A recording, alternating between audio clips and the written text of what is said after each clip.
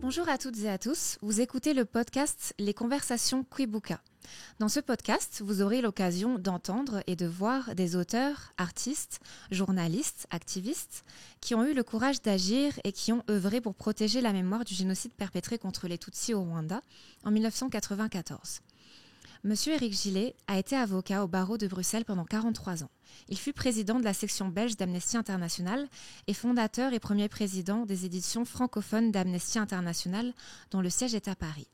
Il a également été président jusqu'en 2023 de Réseau des citoyens, RCN, Justice et démocratie, qui est présente au Rwanda depuis près de 30 ans. Michel Hirsch a constitué l'association d'avocats Hirsch et Van Elst avec Sophie Van Elst en septembre 2011. Michel Hirsch est spécialisé en droit pénal et exerce principalement en droit pénal des affaires et en droit pénal international. Elle est conseil de victimes de génocide, crimes contre l'humanité et crimes de guerre. Et elle est intervenue dans plusieurs procédures de compétences universelles en Belgique, comme avocate des victimes du génocide contre les Tutsis au Rwanda. Le sujet du jour est la lutte contre l'impunité au niveau international, l'Alliance de l'humanitaire et du droit.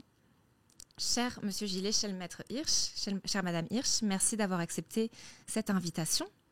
Merci. Merci. La première question que je vais poser, le 7 avril 1994, le génocide perpétré contre les Tutsis débute.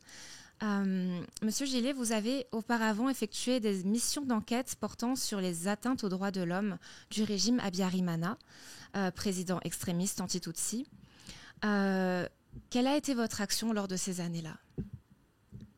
La première fois que qu'on m'a demandé de me rendre au Rwanda, c'était en 1991. Et c'était à la suite de l'attaque du Rwanda par le Front patriotique rwandais le 1er octobre 1990, en représailles de laquelle le gouvernement rwandais de l'époque avait emprisonné des milliers de Tutsis de l'intérieur, qui, comme on le sait, ont toujours été qualifiés de complices d'Ibitso du FPR, même lorsqu'ils ne connaissaient même pas l'existence du FPR. Donc de très nombreuses personnes se trouvaient en prison et on m'a demandé de venir plaider pour leur libération devant les tribunaux rwandais. Voilà ce que j'ai fait. Et avec un certain succès, puisque j'ai obtenu la libération de plusieurs milliers de personnes.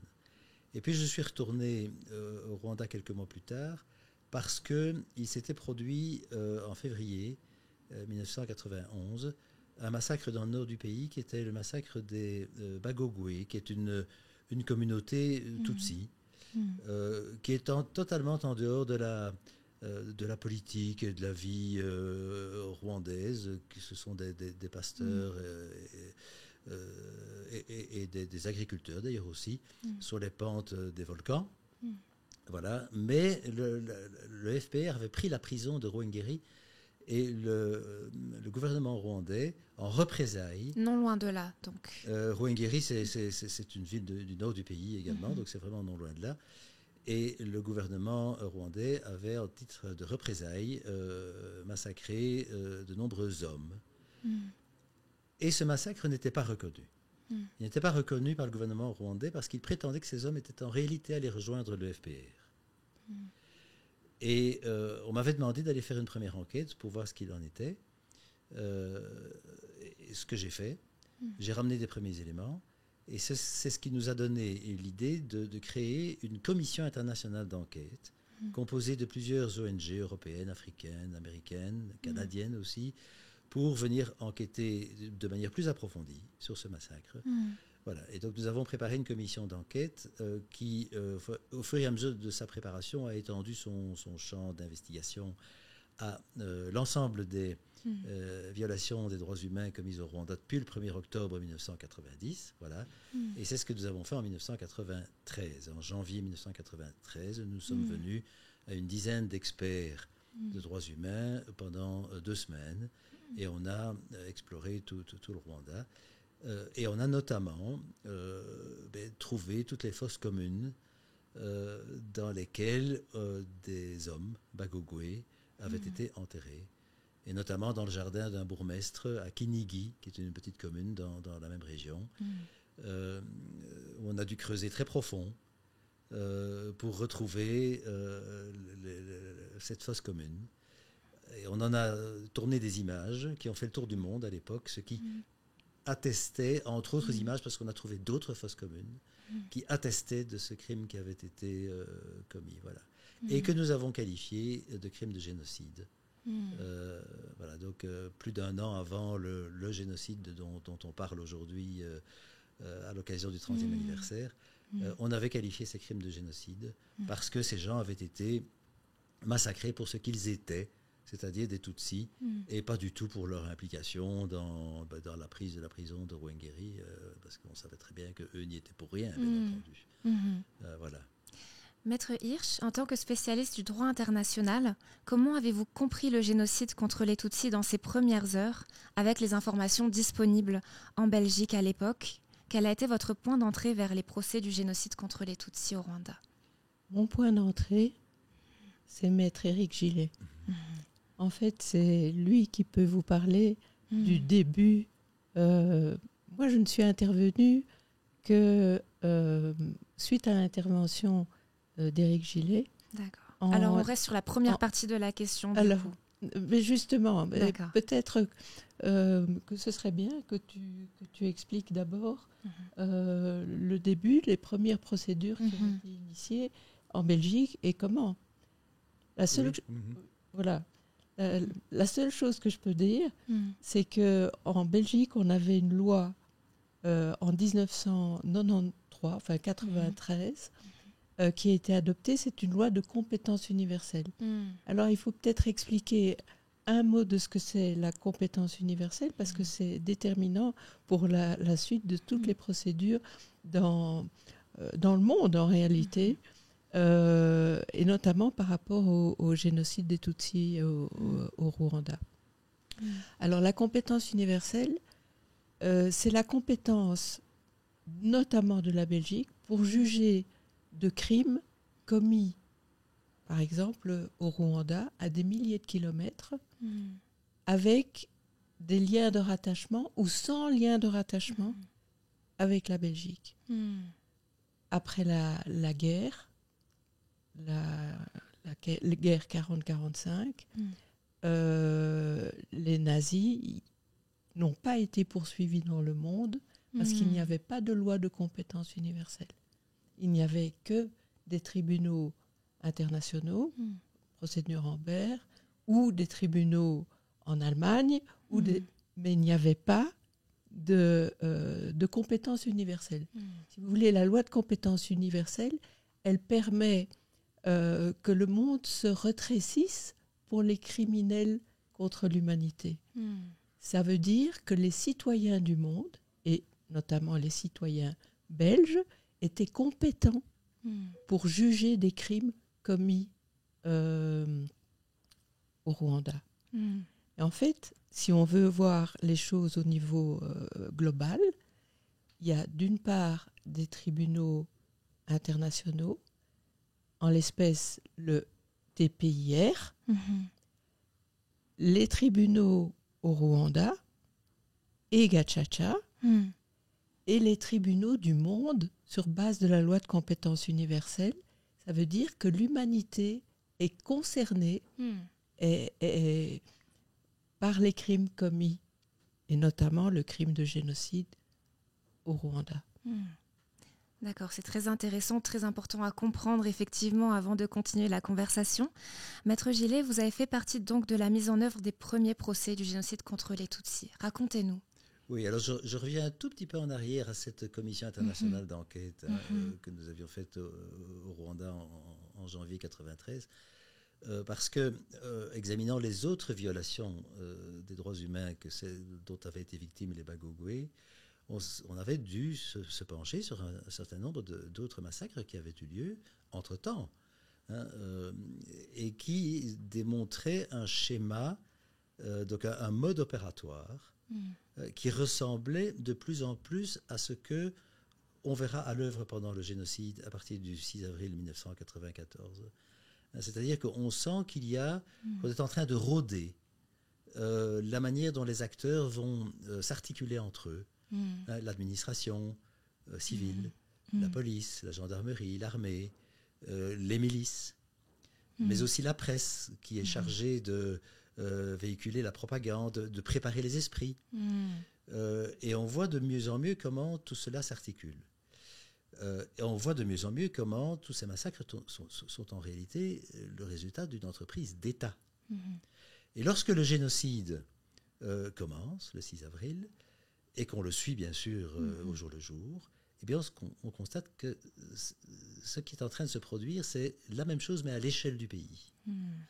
Et concernant non pas des Tutsis localisés dans certaines communes ou provinces, mais tous les Tutsis de tout le pays.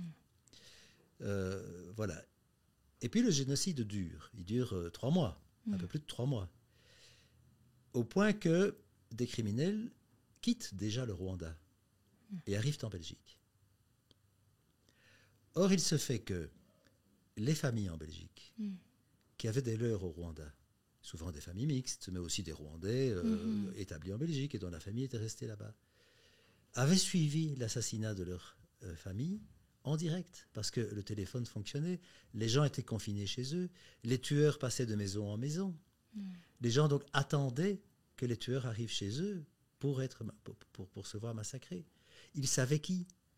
Ils le disaient au téléphone.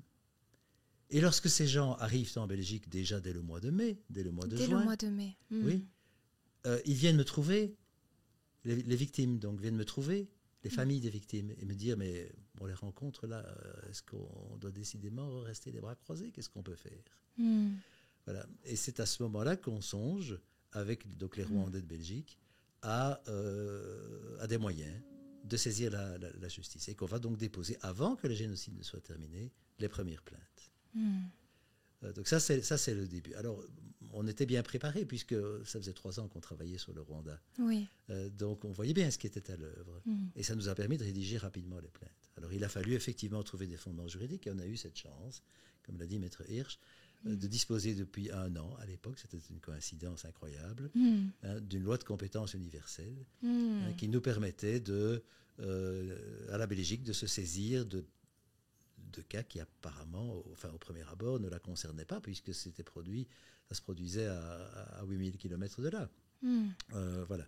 Et donc on a été remettre la plainte physiquement entre les mains du procureur du roi. On lui a demandé rendez-vous à Bruxelles, et on a déposé les plaintes sur son bureau. Et c'est comme ça que tout a commencé, en réalité. Ça a été le début d'une aventure qui a duré une génération complète, 25 ans. Bien sûr. Mais ça n'a pas été si facile. Oui. Comment les plaintes ont été reçues? Quelles ont été les réactions? Alors, le procureur du roi a été extrêmement gentil à notre égard. On a déposé encore d'autres plaintes, d'ailleurs, dans la foulée. Mais 6 mois plus tard, rien ne s'était produit. C'était le silence complet. Et nous avons alors décidé de faire une conférence de presse où on a fortement dramatisé les choses, où on a accusé le ministre de la Justice d'être un complice des Interahamwe, ce qui l'a mis dans une colère très grande. Et le jour même, il a dit, bon, puisque c'est comme ça, je vais, pour vous montrer la bonne foi de la Belgique, requérir la désignation d'un juge d'instruction.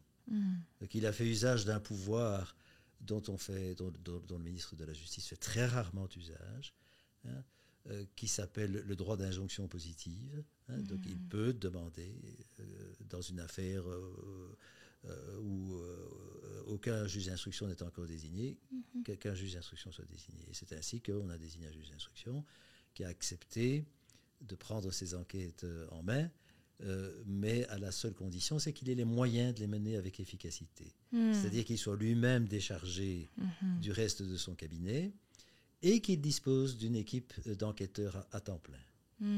Voilà. Et à partir de là, les choses n'ont pas traîné, puisqu'il n'a fallu que quelques semaines pour que des mandats d'arrêt internationaux soient délivrés, que des arrestations aient lieu.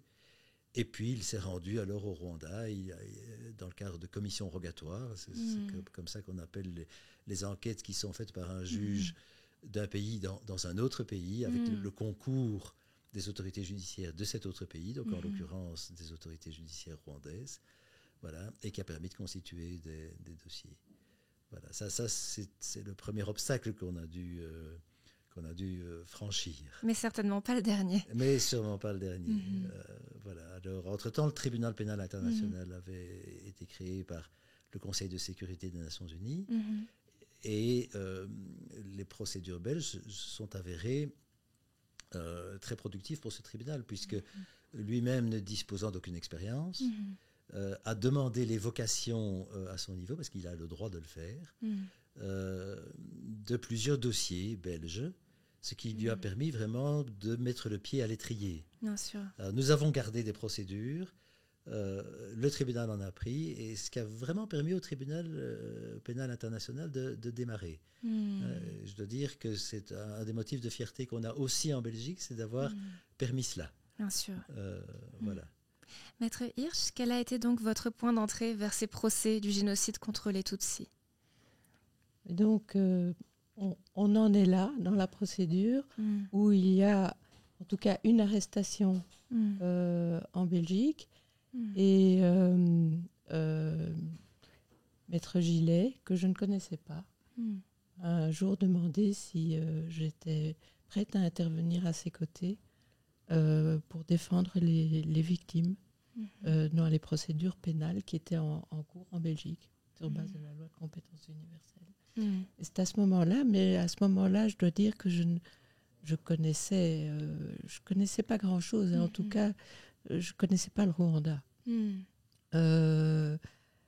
Et bien sûr, j'avais entendu, je m'étais documentée, mais je ne connaissais pas.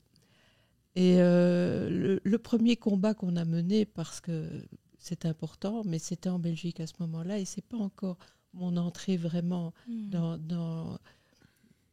le vécu du génocide, si je puis dire. C'est quand le parquet général a décidé qu'il n'y aurait jamais de procès de compétence universelle en Belgique. Concernant le Rwanda. Concernant le Rwanda, bien sûr. Comment il a défendu ça? Alors, il n'a pas défendu cela. Il a considéré que la procédure qui était en cours, la détention qui était d'un des accusés qui était détenu depuis 1 an, qu'en réalité, ce dossier-là ne contenait aucun élément à charge et qu'il fallait donc le classer.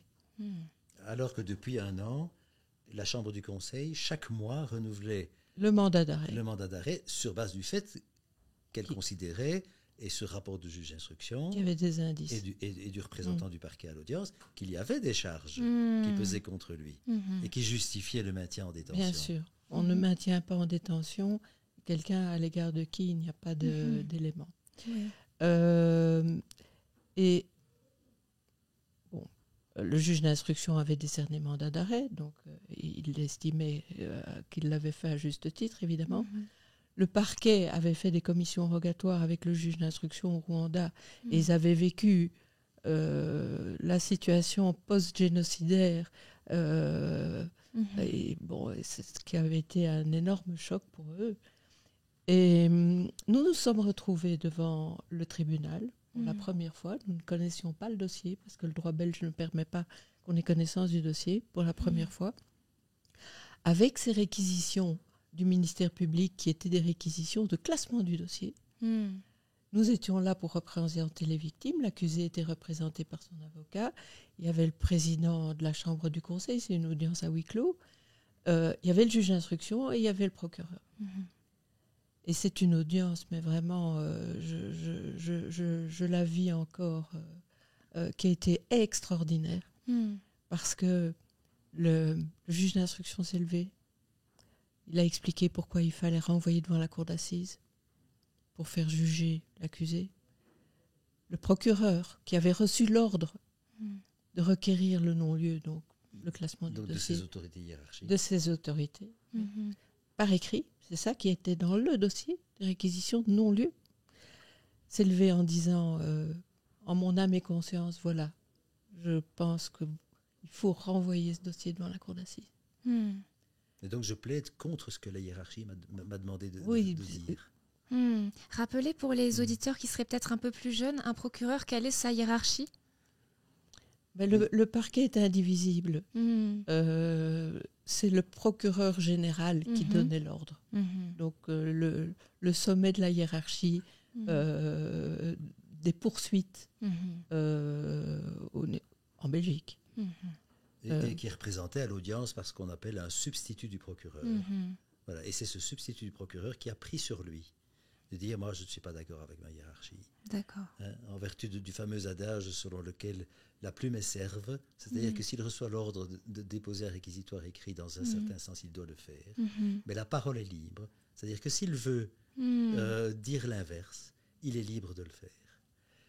Et c'est un adage fondamental en droit pénal, mais qui lui aussi est extrêmement rarement appliqué. Et donc ceci, c'était vraiment, comme le dit Maître Hirsch, une audience tout à fait exceptionnelle. Et alors, c'est pas fini. Bon, nous, on a plaidé, évidemment, qu'il y avait des charges. Oui. Et on représentait des victimes qui nous avaient donné tous les éléments pour le démontrer. Et ce qui est extraordinaire, c'est que la juge, elle s'appelait Madame Copiter-Soilan, a eu le courage, alors qu'elle n'avait pas de réquisition écrite, qu'elle n'avait pas de notre part, pour des raisons que je ne vais pas expliquer ici, de conclusion écrite, de documents écrits. Elle a pris sur ses vacances et elle a rédigé en 3 semaines de temps une ordonnance renvoyant l'accusé devant la cour d'assises sur base de la loi de compétence universelle de l'époque pour crime de guerre. C'est important pour la suite. D'accord. Parce que dans toutes les premières procédures d'assises qu'on a eues en Belgique, il y en a eu 6 au total, les premières étaient uniquement sur base de crimes de guerre, en raison de l'histoire que nous venons de vous raconter. Oui, parce que la loi de compétence universelle à l'époque donnait compétence aux juridictions belges en matière de crimes de guerre et de crimes contre l'humanité. Non, pas de crimes contre l'humanité, que crimes de guerre. Crimes de guerre, oui. Et en tout cas pas génocide. Ça viendra en 1999, où la loi sera modifiée. D'accord. Mais le parquet, les juges d'instruction, les juridictions ont toujours eu beaucoup de scrupules à qualifier dans ces procédures les crimes commis de crimes de génocide, parce qu'ils avaient le sentiment qu'on pourrait leur reprocher d'appliquer la loi de 1999 de manière rétroactive. Or, le principe de non-rétroactivité est un principe important, simplement parce que ça venait après. D'accord. Et ce n'est que plus tard qu'ils accepteront de le faire. Mais au début, il faut bien se dire qu'il y avait une chose qui était importante pour tout le monde, c'est que ces procès aient lieu. Que les accusés soient condamnés pour ce qu'ils avaient fait, et la question de la qualification passait un peu au ça passait deuxième. après. Tout à fait. Voilà, c'est par après, lorsqu'on aura engrangé, je dirais, des cours d'assises et des condamnations, que l'on va devenir plus exigeant et qu'on va se dire il serait temps qu'on parle de génocide. Parce que de toute façon, dans les premiers procès où la qualification juridique n'était pas retenue, on ne parlait que de génocide, évidemment. Et on s'est dit, il serait temps qu'on en parle aussi sur le plan juridique. Voilà. Et c'est comme ça que finalement, c'est arrivé que les derniers accusés ont été condamnés véritablement pour crime de génocide. Alors, donc ça c'est la première affaire des 4 de Boutaré. Le procès a eu lieu en 2001. Vous me demandiez quelle est mon entrée dans si je puis dire. Je pense que ça s'est passé vraiment lors de notre premier voyage au Rwanda, avant le premier procès, bien sûr, pour préparer le procès. Et pour préparer le procès, Maître Gillet était déjà venu, bien sûr, plusieurs fois au Rwanda, mais moi, c'était la première fois. Nous avons fait le voyage ensemble et nous avons rencontré les victimes que nous allions représenter, et puis des témoins. Nous avons rencontré vraiment beaucoup de monde, Avega, les veuves d'Avega. Nous avons voyagé au Rwanda, mais le premier, ça a vraiment été un choc pour moi. C'est de rencontrer des victimes et des témoins et de parler. De parler avec elle. Et je dois dire que dans mon histoire personnelle, je suis confrontée à la parole par rapport à la Shoah. Et après la Shoah, on a dit longtemps que les victimes de la Shoah, les survivants de la Shoah, ne parlaient pas. Et c'est ce que moi j'ai vécu. C'est pas le cas de tout le monde, mais voilà. Et ma première entrée dans le génocide et dans la défense des victimes, c'est ça. C'est de réaliser que les hommes et surtout les femmes que nous rencontrions et avec lesquelles nous parlions, elles parlaient, en fait. Elles parlaient. Et ça a été vraiment il y avait de l'admiration, de la stupeur, et puis on partageait un vécu par cette parole. Oui. Et c'était... alors, elle parlait de quoi ? Elle parlait de la mort des leurs. Elle parlait de découvrir les corps dans des fosses pour leur donner, de leur donner une sépulture, de la recherche des corps. Elle parlait de leur père, de leurs frères, de leurs fils. Elle parlait, mais elle ne parlait jamais d'elle. Elle ne parlait jamais d'elle. Et cela, je ne l'ai pas réalisé à ce moment-là.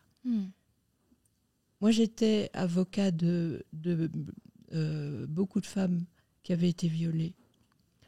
SOS inceste, SOS viol en Belgique. Et comme avocat, j'avais défendu beaucoup de femmes violées. Je connais la difficulté de le dire. Et en réalité, beaucoup de femmes que nous avons rencontrées avaient été violées. Mais je n'en avais absolument pas conscience. Et je m'en suis voulu d'ailleurs, pendant longtemps, après, de ne pas avoir réalisé que les victimes que nous rencontrions, elles avaient été violées. Je ne m'en suis absolument pas rendu compte. C'était ma question suivante, en fait, parce qu'on entend beaucoup dans les guerres plus actuelles la question du viol comme arme de guerre. Mais pour le Rwanda, dans l'imaginaire collectif, ça ne s'est pas ancré. Les personnes n'ont pas retenu, les observateurs, que ce soit en France, aux États-Unis, ailleurs, n'ont pas retenu ça. Vous y avez fait face dans les procès ? Alors, pas tout de suite, parce que ce que nous n'avons pas perçu, le juge d'instruction ne l'avait pas perçu non plus. Et en réalité, le mot viol n'est même pas prononcé dans le premier procès. Il y a des milliers de pages de dossiers, pas une fois quelqu'un n'a prononcé le mot viol ou violence sexuelle, ni a été interrogé à ce propos. Le mot n'apparaît pas. C'est une réalité que nous n'appréhendions absolument pas. Il va falloir un deuxième voyage pour moi, pour nous, à Kibungo, pour préparer le deuxième procès, pour qu'on réalise, à travers le témoignage, je me rappelle, d'un homme qui était chargé d'éterrer les corps, d'extraire les corps des fosses, et qui nous a dit, c'est le témoignage de cet homme, qui nous a dit que les corps des femmes étaient parfois transpercés d'objets et qu'elles étaient mortes ainsi. Et après ça, on a commencé à faire émerger cette réalité, mais qui n'émergeait pas dans les incriminations, si vous voulez. Les accusés, c'est pas pour ça qu'ils étaient poursuivis pour viol. La première personne qui va être poursuivie pour viol, c'est Nkezabera, Et c'était d'ailleurs intéressant parce qu'il avait plaidé, encore qu'il a été condamné par défaut parce qu'il était gravement malade et il n'a pas suivi son procès, mais on peut y revenir. Mais il plaidait comme en droit commun, si vous voulez, le consentement des femmes qu'il avait violées. Donc c'est pendant le génocide. Oui, c'est ça. Mais finalement, et ça a été le cas dans le dernier procès qui vient de se terminer en décembre de l'année dernière, un procès qui a duré plus de 2 mois. Alors là, l'accusé a été poursuivi pour des viols de masse. C'est-à-dire qu'il a été poursuivi, viol comme crime de guerre toujours, mais poursuivi pour les viols qu'il avait commis lui-même, avant le génocide déjà, et pendant le génocide, systématique, et commis également par les Interahamwe qu'il avait sous ses ordres. Donc c'est à la fois les viols commis par lui-même, mais aussi les viols commis par ces hommes. Alors, vous disiez que c'est une réalité, les viols que moi je qualifie de viols génocidaires, bien que ce ne soit pas une incrimination qui existe encore en droit international ou en droit national. Mais ça entre dans l'idéologie contre les femmes Tutsi. Mais qui est reconnu par la jurisprudence maintenant, le viol utilisé à des fins génocidaires. Le tribunal pénal international. Oui, l'affaire Akayesu, du TPIR, mais ça n'est pas encore une incrimination. Viol par viol dans l'incrimination de génocide, il n'y a pas le mot viol. C'est violence, c'est pas le mot viol. Le mot viol n'est pas retenu. Ce serait peut-être à faire. Parce que au Rwanda, et ça a été maintenant jugé en Belgique aussi par la cour d'assises, où le jury a été exceptionnel dans sa motivation. Mais ce qui s'est passé devant la cour d'assises, vous dites que ça n'est pas reconnu comme tel ou que ça n'est pas appréhendé comme tel les viols génocidaires, même au Rwanda. Les femmes n'en parlaient pas. Mais finalement, en 29 ans après, puisqu'en 2023, quand a eu lieu le procès, et déjà en 2005, première fois, et puis en 2009 aussi, elles ont parlé. Mais là, vraiment, de très nombreuses femmes ont fait le voyage et sont venues témoigner devant la cour d'assises. Et elles ont dit devant les jurés, devant l'accusé, les yeux dans les yeux, ce qu'elles avaient vécu. Et aujourd'hui, on est aussi, après mouvement MeToo, on est aussi dans un contexte différent. Mais certaines d'entre elles ont parlé pour la première fois devant la cour d'assises. Dans leur déclaration écrite, elles ne l'avaient pas dit. Devant la cour d'assises, pour la première fois, elles ont eu le courage, parce que il faut le savoir, il faut un courage énorme, parce que raconter devant la cour d'assises, ou raconter tout simplement, c'est revivre. Et c'est revivre devant les jurés, devant la cour, devant le public parfois. Parce que toutes n'ont pas demandé à le dire à huis clos. On peut le demander à huis clos, mais même à huis clos, il y a les jurés, il y a la cour, il y a les accusés, il y a les avocats, il y a du monde. Oui. Mais le courage de dire et de revivre devant la cour. Et bon, on avait eu aussi des témoignages extraordinaires d'experts, notamment Hélène Dumas, qui a pu dire aussi que ces viols ne sont pas intervenus d'une manière, je dirais, spontanée. Elles font partie, les viols font aussi partie de la machine génocidaire. Oui. Et c'est vraiment particulièrement le cas, parce que... Mais il y avait des mots d'ordre. Ils étaient organisés. Devant le tribunal international, il y a d'ailleurs une femme qui a été condamnée, une ministre de l'époque. De la famille, précisément. Pour avoir organisé pour son fils et les interahamwe de son fils, les viols à Boutaré. Donc c'est pour ça que Michelet a bien raison de dire que ça fait partie de la machine génocidaire. Ça se retrouvait dans la propagande, les fameux 10 commandements des Bahutus.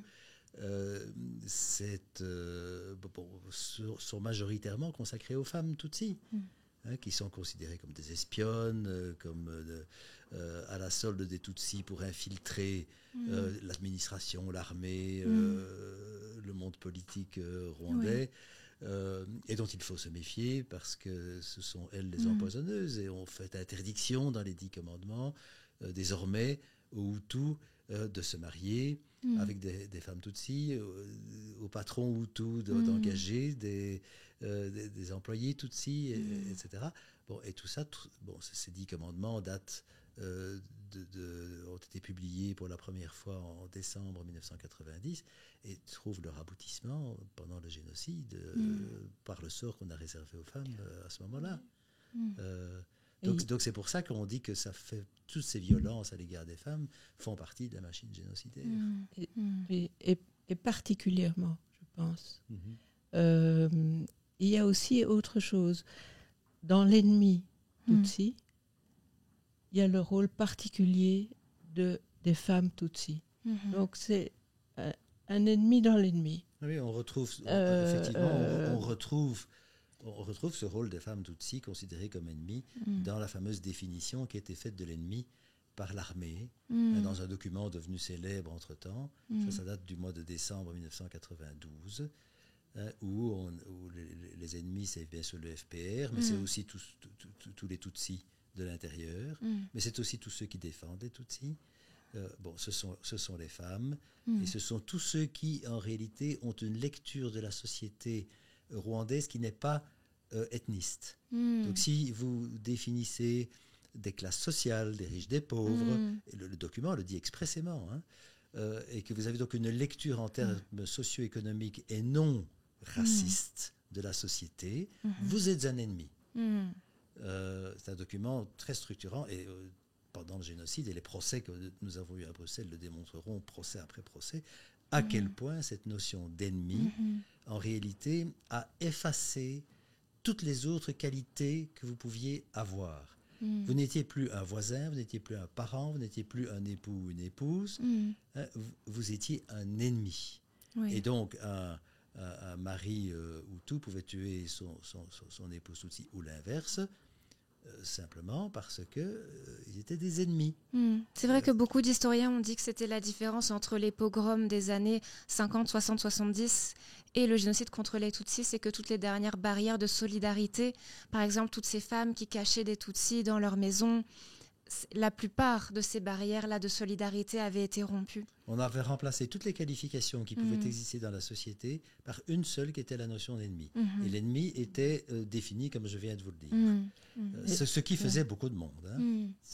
Pour revenir aux femmes, en fait, à la spécificité, je pense que ça n'a pas encore, probablement en raison de ce que vous dites, été étudié spécifiquement. Mais à mon avis, une chose importante par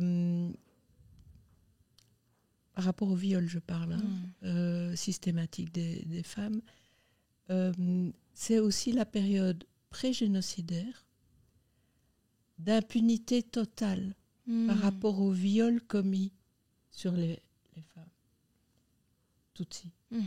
Pas que les viols, mais je pense que c'est Expliquez-nous un petit peu plus ça, ce contexte. Eh bien, il y avait une autorisation les meurtres implicite de violer, mais de tuer aussi, et pas de poursuite. Donc l'impunité par rapport au viol des femmes Tutsis. Alors, ça implique quoi, les viols des femmes Tutsis? Parfois, elles n'en parlaient pas déjà à ce moment-là à leur mari, quand leur mari était détenu, elles n'en parlaient pas. Mais c'est la même chose que hors période de génocide aussi. Vous voyez, dans notre société, en Belgique aussi, en Europe aussi, on le sait, la plupart du temps, les femmes ne parlent pas des viols qu'elles subissent.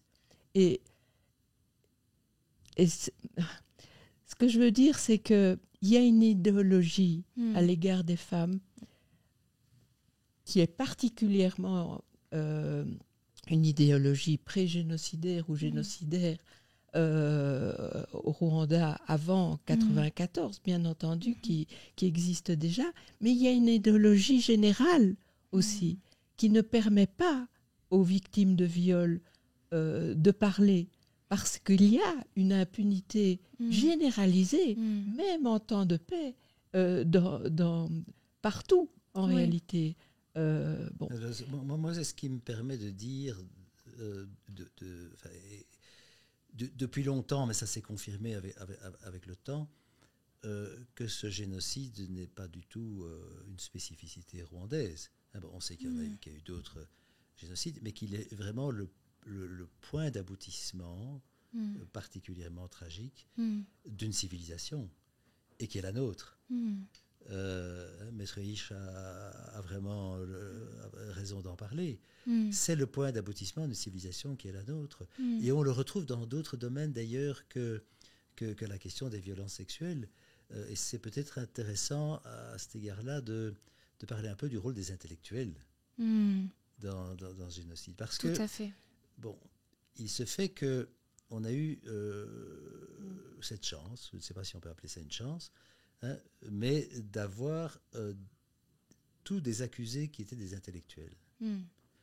Les 4 de Boutaré, c'est un professeur d'université, c'est un directeur général d'entreprise qui a reçu des formations dans les universités d'Europe.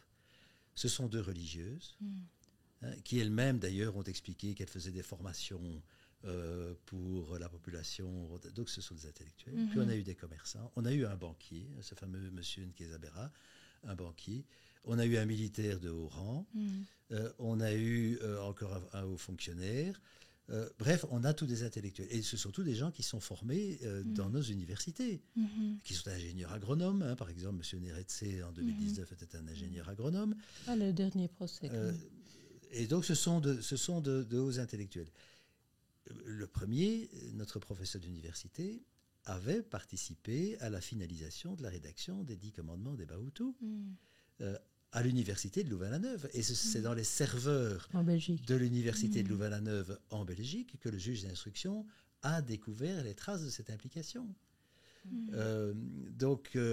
Voilà. Et donc, ces intellectuels ont participé. M. Ntezimana, celui dont on parle, le professeur à l'université de Boutaré, a participé comme intellectuel pendant le génocide.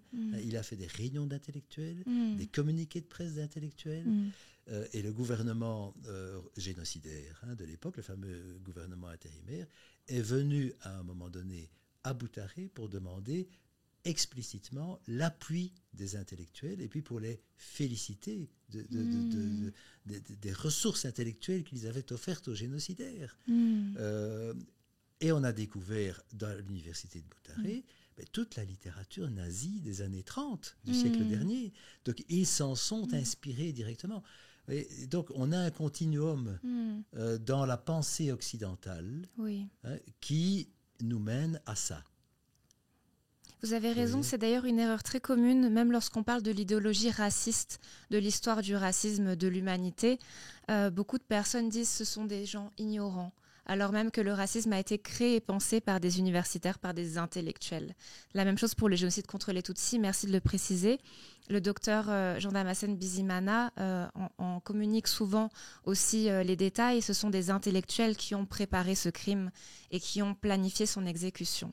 Et la compétence universelle, pour revenir à la question des procès, est extrêmement importante pour cette raison-là. Pourquoi ? Parce que ceux qui ont tenu la machette, ils sont restés au Rwanda.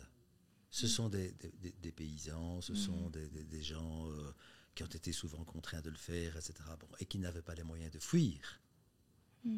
Et puis, il y a les grands leaders dont s'est préoccupé, qui faisaient partie de la compétence, des tribunaux internationaux, du TPIR, pour ce qui concerne le Rwanda. Ça, ce sont les grands leaders, ce sont les membres du gouvernement intérimaire, ce sont les chefs d'état-major de l'armée, etc.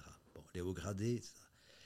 Et puis, il y a toute une catégorie de gens qui ont eu les moyens de fuir le Rwanda, qui ont été se réfugier, entre autres en Belgique et en France, qui, s'il n'y avait pas des juridictions qui, en vertu de la compétence universelle, pourraient s'occuper d'eux, resteraient définitivement impunis. Or, sans la participation de cette catégorie de gens, le génocide aurait été impossible. Ils ont été des concepteurs, ils ont participé à la formation de l'idéologie et ils ont participé à la mise en œuvre pendant le génocide. Et donc la compétence universelle est fondamentale pour permettre de juger ces gens-là. Sinon, ils trouveraient en France et en Belgique un exil doré et définitivement à l'abri de toute poursuite. Bien sûr. Nous nous acheminons vers la fin du podcast. J'ai une dernière question à vous adresser à tous les deux. Aujourd'hui, de nombreux observateurs des droits humains brandissent le terme génocide afin de pousser leurs agendas et causes au devant de la scène médiatique. Expliquez-nous pourquoi cette qualification n'est pas anodine et pourquoi ce terme devrait être utilisé avec parcimonie. Maître Hirsch, on commence par vous. On commence par Maître Hirsch. Vous allez pouvoir vous compléter de toute façon. Et avant ça, oui. Il y a une chose que je voudrais ajouter. Bien sûr. Aujourd'hui, et c'est ce que nous avons vécu dans la dernière cour d'assises, les femmes parlent. On est sorti du silence. Alors, elles parlent, parfois pour la première fois, je l'ai dit. Leur motivation n'est pas toujours la même de parler pour que justice soit rendue, pour lutter contre l'impunité, pour la transmission, pour que ça n'arrive pas, pour que les enfants, petits-enfants, puissent faire les choses autrement. Et je trouve que c'est assez extraordinaire dans le processus pour aller vers demain, de passer par la parole des victimes qui nous amène en fait à par un facteur de comment dirais-je, le procès devient un facteur de transmission pour que ça n'arrive plus. On écrit l'histoire dans les procès. Voilà. Et aussi avec la médiatisation, le fait de pouvoir le dire, le fait que nous puissions nous exprimer ici. C'est aussi une possibilité d'ouvrir la parole pour prévenir les violences de demain et peut-être d'aujourd'hui aussi. Oui, et pour inscrire tout ce qui s'est passé dans l'évidence que ça s'est passé. Parce qu'on n'a pas parlé du négationnisme encore. Oui. On n'aura peut-être pas le temps d'en parler. Mais les procès sont essentiels pour consigner tout ce qui s'est passé, pour consigner la parole, pour consigner tous ces témoignages qui sont tellement criants de sincérité et de vérité. Et il constitue un outil de lutte contre un négationnisme qui aujourd'hui se fait de plus en plus puissant et de plus en plus violent également. Oui. Lors de la conférence internationale Kwibuka 30 que nous avons eue, vous avez dit quelque chose de très intéressant sur cette parole négationniste qui aujourd'hui est massive, brouillonne, un petit peu crédible quand on entend certaines prises de parole Mais vous avez dit la chose suivante, que peut-être dans quelques années, si on ne fait rien, ça sera exprimé dans des termes beaucoup plus intelligents, intelligibles, calmes, et que peut-être ça nous créera des problèmes à un autre niveau, peut-être au sein des procès. Aujourd'hui, les accusés et surtout leurs avocats dans les procès s'expriment de manière tellement violente et désordonnée, remettant en cause la parole de tout le monde, y compris de la présidente de la Cour, etc., que ça n'en est pas crédible. Et ils plaident contre eux-mêmes au fur et à mesure qu'ils plaident. Mais peut-être qu'effectivement, un jour, c'est une parole, lorsqu'on aura des avocats plus intelligents qui vont s'exprimer, qui pourraient peut-être passer la rampe et être plus dangereuses. Et alors, pour ce qui concerne la fameuse définition du génocide, moi, ma définition, c'est, en se situant peut-être en dehors de toute définition purement juridique du génocide, je crois que l'idée, c'est d'abord de tuer des gens pour ce qu'ils sont, c'est-à-dire pour ceux qui n'ont pas choisi d'être. Vous êtes nés comme vous êtes. Bon, et on vous tue pour ça. Et c'est ce qui le rend d'ailleurs tellement incompréhensible chez les victimes. Parce qu'on peut sacrifier sa vie pour un idéal, pour avoir osé s'opposer à un gouvernement, par exemple. Mais être tué simplement pour ce que l'on est. Et alors il y a cette idée d'extermination. C'est-à-dire que ici en particulier, pour ce qui concerne les Tutsis, il fallait non seulement les effacer physiquement, mais y compris effacer jusqu'au souvenir qu'il y ait eu des Tutsis au Rwanda. Bon. Et alors, je dis toujours aussi, et je crois que la réalité, l'histoire le confirme, c'est toujours une entreprise d'État. Parce qu'il faut tous les moyens de l'État qui sont mis à disposition des tueurs, précisément pour atteindre ce but. Des massacres de masse, on peut imaginer une colère d'un peuple qui se déchaîne, et puis la colère s'épuise par elle-même. On s'arrête à un moment donné, il y a eu beaucoup de morts et c'est tout à fait condamnable et ça doit être jugé. Mais le génocide, on a décidé d'avoir un critère de performance. Et la performance, c'est qu'il n'en reste plus un seul. Et pour ça, il faut que tous les moyens de l'État soient mis en œuvre. Et ça, on l'a remarqué dans tous les procès. Et les historiens, bien sûr, le démontrent également. Mais les procès l'ont vraiment démontré. Et bien sûr, pour ces raisons-là, le mot génocide doit être utilisé de manière très parcimonieuse. Aujourd'hui, on commence à avoir un peu tendance à le galvauder, à l'utiliser trop. Et alors que nous avons plaidé pour l'utiliser pour le Rwanda, aujourd'hui, on se trouve parfois à être un peu sur la défensive, à dire mais non, tel autre événement dans le monde, on a trop vite tendance à vouloir le qualifier de génocide, mais ça n'en est pas un. Ou en tout cas, il faudra enquêter encore beaucoup pour y arriver. Vous voyez. Donc, ça doit rester un mot rare tellement il est lourd de sens. Voilà. Ça, c'est ce que je comptais dire. Je ne sais pas si Michel souhaite ajouter quelque chose. En tout cas, merci beaucoup pour votre participation, pour vos explications qui, je suis sûre, vont aider les générations présentes et futures à appréhender cette question de la lutte contre l'impunité. Merci pour vos actions. Merci à vous. On vous remercie aussi et d'avoir organisé cette fameuse conférence internationale. Elle était vraiment nécessaire. Et à très bientôt pour le prochain épisode.